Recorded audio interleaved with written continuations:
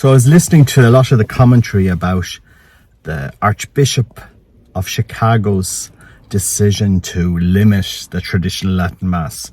Many people may not be aware, but he had this published in the Osservatorio Romano. So it's a worldwide Catholic news that Archbishop of Chicago, Cardinal Cupich, I don't know why whenever I think of that name, I always think of Cupid, but anyway, it's Cupich. I think I'm pronouncing it right. And what he's done is he said to traditional Catholics that on the first Sunday of every month, you have to have Novus Ordo, as well as Christmas, Easter, Pentecost, something like that. So about 30% more or less of the masses that people are obliged to go to will have to be Novus Ordo. But the big thing that American Catholics seem to have missed this point completely. The big bone of contention that I'm astounded hasn't been challenged by Taylor Marshall or any of the other Catholic commentators over there is that he's asked for the Novus Ordo to be celebrated ad Populum, towards the people. And there's an amazing American nun that didn't like the Mass ad Populum, Mother Angelica. And if you go to the Shrine of the Blessed Sacrament in Huntsville, Alabama, I've been there twice when I was working in Atlanta, you will see that the Franciscans celebrate Mass ad Orientem, towards the east, which was the way all apostolic churches celebrated the sacrifice of the Mass or the Divine Liturgy.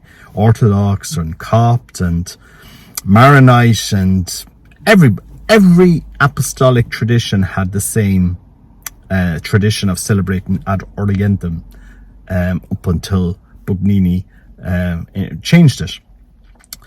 And if you go to the Shrine of the Blessed Sacrament, Mother Angelica actually had a little booklet, I must look it up, where she explained what was actually said in Vatican II and what wasn't said in Vatican II. And Vatican II, Sacrosanctum Concilium, never mentioned, taking out the altars and celebrating towards the people. This was an experiment that Paul VI had, but it wasn't discussed at all in the council. It was not mentioned. We've spent millions across the world removing altars, removing altar rails. But if you go to the Shrine of the Blessed Sacrament, to Mother Angelica's, that beautiful shrine in Huntsville, Alabama, she's buried in the crypt of that shrine. If you go there, they celebrate Mass only ad Orientem. They have beautiful altar rails. People actually comment, it's Novus Ordo. It's Novus Ordo ad Orientem. It's what Taylor Marshall calls the unicorn Mass. It's nearly impossible to find. Very reverent, very beautiful, and I suppose it was Mother Angelica trying to bring the Mass back to what the council actually discussed. What changes could have been done. Changes that, majority of the bishops signed. Archbishop Lefebvre signed that document. He wasn't screaming about it, for until the early 70s when the Mass was implemented, because the Mass, the Novus Ordo, really isn't something that comes from that document. The Novus Ordo is some invention that they came up with afterwards. It doesn't come directly. It's not most of the stuff that you find in the Novus Ordo today, like the dancing we had with the Archbishop on Christmas Eve here in Ireland. We had little dancers going around the church during the Gloria. That wasn't discussed in the Second Vatican Council, and neither was celebrating ad Populum. So it seems the Catholic world seems to have missed the fact that Archbishop Cupich has gone after Mother Angelica in a very subtle way. You have to celebrate Novus Ordo, and it has to be on that table that you'll have to drag out and push in front of your high altar once a month, and you'll do it, or I'll come after you. So maybe, who knows, maybe there'll be some discussion like what happened in Guadalajara. The Archbishop of Guadalajara came down pretty hard after Traditione Custodes. He's now changed. He's rowed back on that. Maybe he's going to do the same. Who knows? I don't think so. I don't think he's going to roll back. You can be absolutely sure this is the test case. there's so many landmines now. This is checkmate for the traditional Catholics in the Archdiocese of Chicago, which is the head office for the Institute of Christ the King in America. This is checkmate. There is no other way. There are three things that can happen now, and neither of them are. These are three things that he's expecting Catholics to do. First of all, that they obey. Everybody obeys. That okay, they roll out the table, they do the Novus Ordo ad Populum in Latin, they bite their tongue and they just comply, right? And everybody goes along with that, and the faithful go along with that. And then he goes off to Rome and he says to Archbishop Roach, look, I'm such a great leader. I have returned my Catholics to the Novus Ordo. I have reformed my Catholics. I've returned. I'm a great leader. And Pope Francis gives him a gold star and gives him a promotion to Rome. That's the first scenario. So, okay. Second scenario, priests obey, the laity don't. So the priests offer the Novus Ordo ad Populum, but the church is empty because they've all headed off to the Society of St. Pius X chapels. And Archbishop Cupich goes to Rome. He says, look, it's a Trojan horse, this traditional Latin Mass. Look, these Catholics have abandoned hierarchy, are disobeying Pope Francis. And it's time now to crack down even harder on traditional Latin Mass. That's the second scenario. The third scenario is the priests don't obey, the laity don't obey, and that's not going to end well. And Archbishop probably say to the Institute of Christ the King, look, please leave my diocese to St. Cantius, Fraternity St. Peter. I don't see that happening. I think there will be some dialogue, but it's checkmate. There's no good scenario here, and it's very interesting. It's all choreographed. Pope Francis knows about this and he's agreed to it. Archbishop Roach is seeing this as kind of like a test case after the Diocese of Rome came out banning traditional Latin Mass at Easter.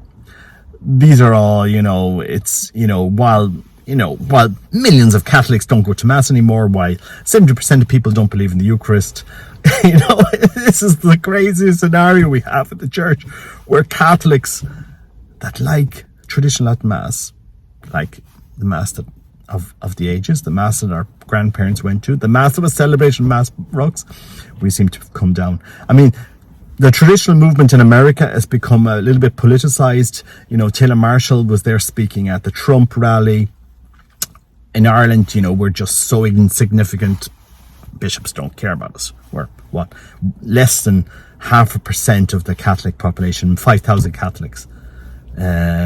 Maybe 1% that would go to Latin Mass. 10 chapels in Ireland, and Mass centres, as they're called. Tiny, insignificant Catholic population here in Ireland. In the States, it's pretty big. And it's actually Taylor Marshall has a massive following. Not just him. You've a lot of vloggers now in the States that are really getting on the backs of the bishops, especially when it comes to money. They don't like money. The going to these traditional groups. If you look in Chicago, the Institute of Christ the King, I think their chapel burnt down and they had to raise money to rebuild it. So there's been a lot of and it's growing a lot. But the church has gone down the same way as these COVID regulations have gone. You had Traditionis Custodes in the summer, then you had the dubia, but we don't know who raised the dubia.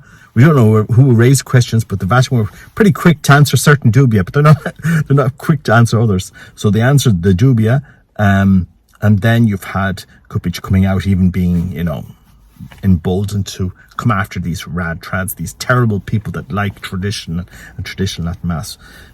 Who needs these? So sadly, it's not just a dig at traditionalists. This is a dig at Mother Angelica, asking the Institute of Christ the King. I don't know if they're exempt or not. I don't know what will happen there. I can't,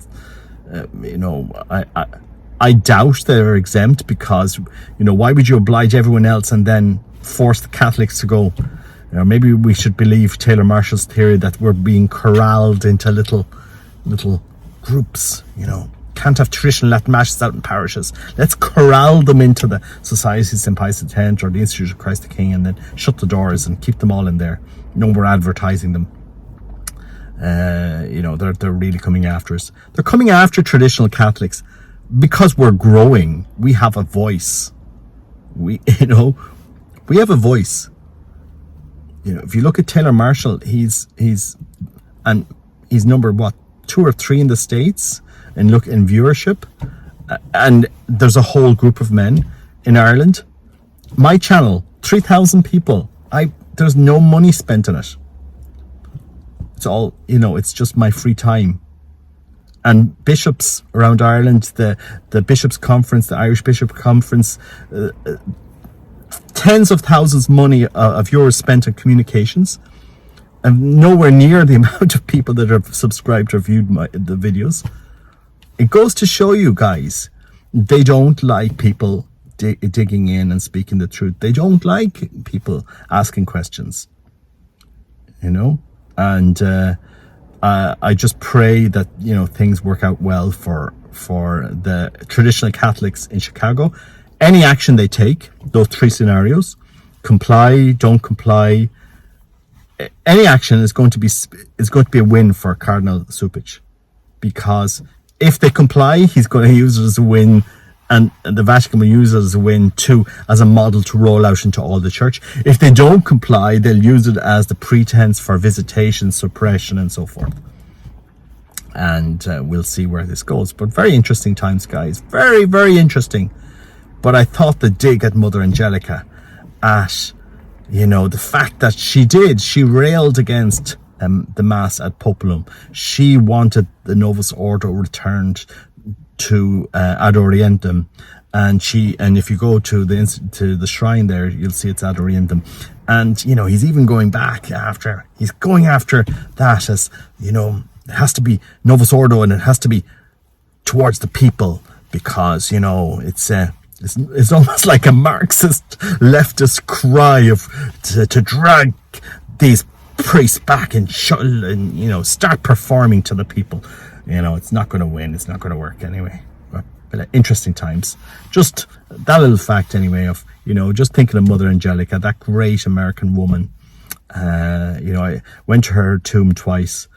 She's buried in the crypt there in that beautiful shrine. If you're ever in the States, go to the shrine of the Blessed Sacrament. Even if you're a traditional Catholic, go there. It's absolutely beautiful. Stunning. Beautiful. Wish we had something like that in Ireland. Beautiful church, and I really pray, ask for her intercession. She was an amazing lady, and she wasn't liked by the bishops because she spoke the truth. And it's time for us laity to learn a lesson from Mother Angelica and start speaking out against what's happening in the church, because no man is going to give himself to a vocation to what it has become, especially what we've seen at Christmas here in Ireland at midnight mass with the dancing fairies around the church. Please, that's not the mass. That was never discussed in Vatican II. That's not in the liturgy. That's just a show, a performance for people. We need to speak up and end this.